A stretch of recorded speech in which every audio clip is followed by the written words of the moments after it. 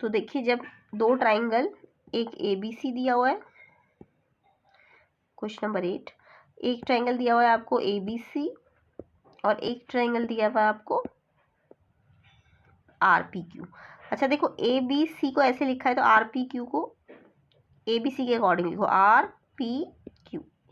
इससे क्या होगा, आपको कॉरस्पॉन्डिंग साइड मालूम चल जाएगी। कैसे, अगर आपको क्वेश्चन में बोल दिया कि ABC RPQ के सिमिलर है, तो सिमिलर दे रखा है ना, तो यानी कि आप इजीली क्या बना सकते हो, इनके कॉरस्पॉन्डिंग पार्ट बना सकते हो।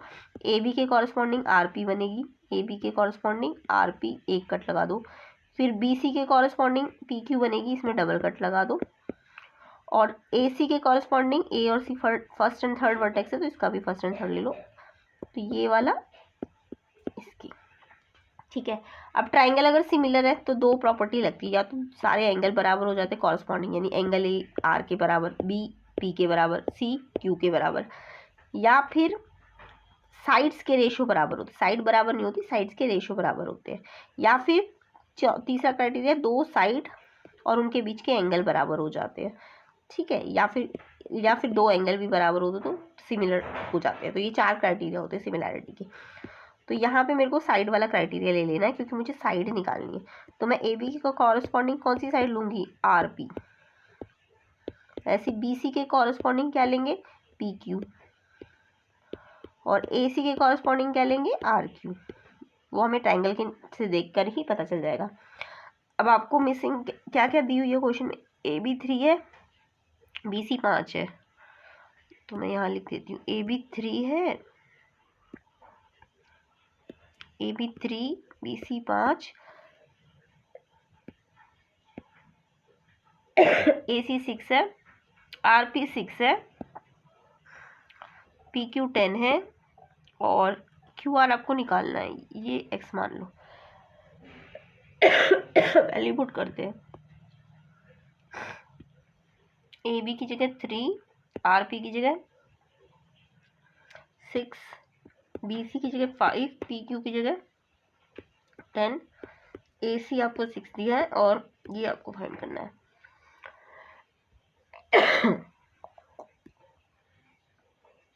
अब यहाँ पे आपको ये इसके इक्वल है और ये इसके इक्वल है, तो हमें यहाँ से निकाल लेते हैं, चाहे हम यहाँ से इसको इक्वल करके निकाल लें या यहाँ से इसको इक्वल करके।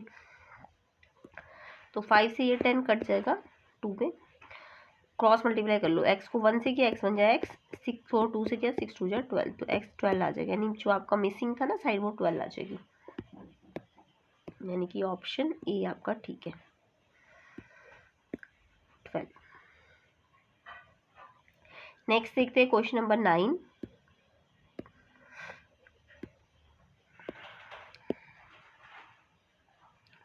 In figure AP and BP, ये AP और BP टेंजेंट्स है, सर्कल विद सेंटर हो, और AP आपको 5 दी है, ये वाली टेंजेंट 5 है, तो ऑब्वियसली PB भी 5 ही होगी। क्यों होगी, क्योंकि आपको पता है जब एक सर्कल में एक एक्सटर्नल पॉइंट से दो टेंजेंट बनती है, ठीक है, तो टेंजेंट जो होती है ना वो इक्वल होती है, थ्योरम है, ये टेंजेंट इक्वल होती है।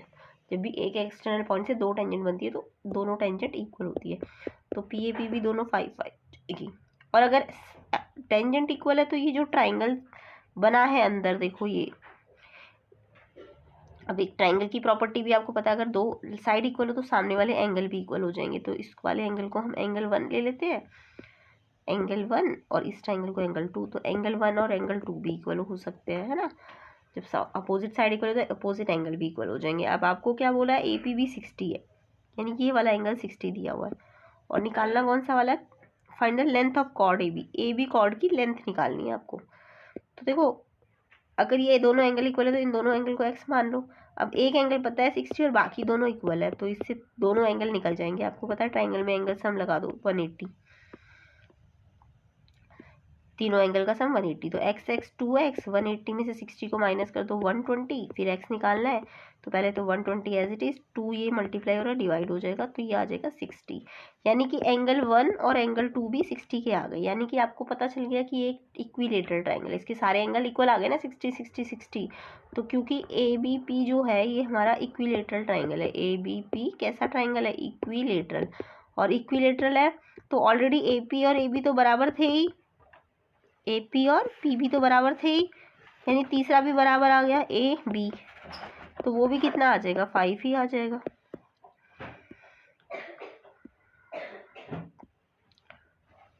फाइव सेंटीमीटर आ जाएगा ना।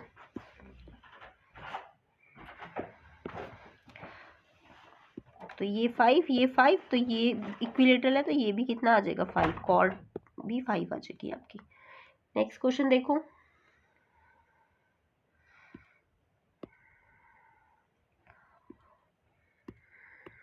Question number 10।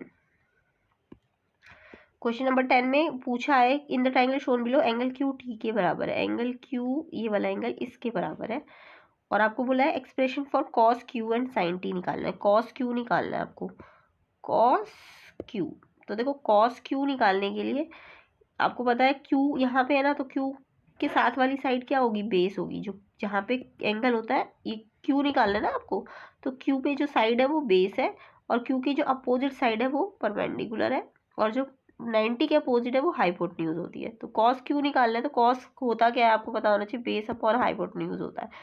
तो क्यू के हिसाब से बेस क्या है आपका पी क्यू, और हाइपोटेन्यूज तो फिक्स रहेगा, वो तो क्यू आर ही रहेगा, क्योंकि 90 के अपोजिट हमेशा हाइपोटेन्यूज होता है। ठीक है, तो अब आपको पी क्यू क्वेश्चन में कितनी दी हुई है, पी क्यू आपको आर दी हुई है, और क्यू आर आपको दी हुई है पी की वैल्यू। तो ये आर बाई पी आ जाएगा, कॉस क्यू तो आपका आर बाई पी आ गया। अब आर बाई पी किस किस ऑप्शन में दिख रहा है, किस ऑप्शन में दिख रहा है, और तो किसी ऑप्शन में नहीं है, तो यही आंसर होना चाहिए। बाकी हम निकाल लेते हैं, साइन टी भी निकाल लेते हैं। तो देखो साइन टी निकालने के लिए मेरे को साइन टी, अब यहाँ पे टी है ना, यहाँ पे टी एंगल है, तो ये टी के साथ वाली साइड को हम बेस लेंगे। टी ये टी पे है ना, एंगल टी पे है, तो टी के साथ वाली साइड बेस है, टी के अपोजिट वाली साइड परपेंडिकुलर होगी, और यहाँ पे 90 क्या है, एंगल क्यू बराबर टी है, एंगल क्यू बराबर टी है। अच्छा एंगल क्यू टी के ही बराबर है,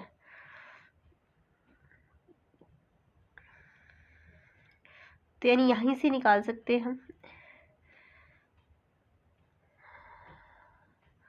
अगर ये एंगल इसके इक्वली है तो ये ट्रायंगल सिमिलर हो गए ना, तो इससे भी निकाल सकते हो आप। तो अब आपको साइन के लिए क्या लेना होगा, बेस परपेंडिकुलर अपॉन हाइपोटेन्यूज।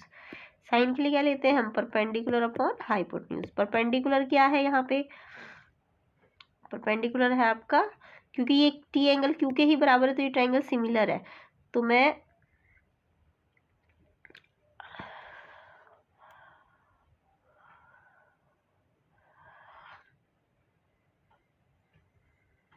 अगर यहाँ से देखूँ तो बेस परपेंडिकुलर और हाइपोटेन्यूज, तो यहाँ से मेरा आ रहा है परपेंडिकुलर आ रहा है टी, और अब वन में क्या आ रहा है यू, नहीं हाइपोटेन्यूज क्या है एस, टी बाई एस आ रहा है। टी बाई एस तो यहाँ ऑप्शन में है नहीं, क्यू बाई पी है, तो इसी के हिसाब से देखना पड़ेगा आपको। ये इसके बराबर है, तो ये क्यू हो जाएगा ना, परपेंडिकुलर इसमें क्यू हो जाएगा, और ये पी हो जाएगा, तो क्यू बाई पी। ठीक है, तो यहीं से मुझे दिख गया था, क्योंकि मैंने ये तो निकाल ही लिया था, और किसी ऑप्शन में तो कॉस आर बाई पी था ही नहीं, तो इस ऑप्शन में था।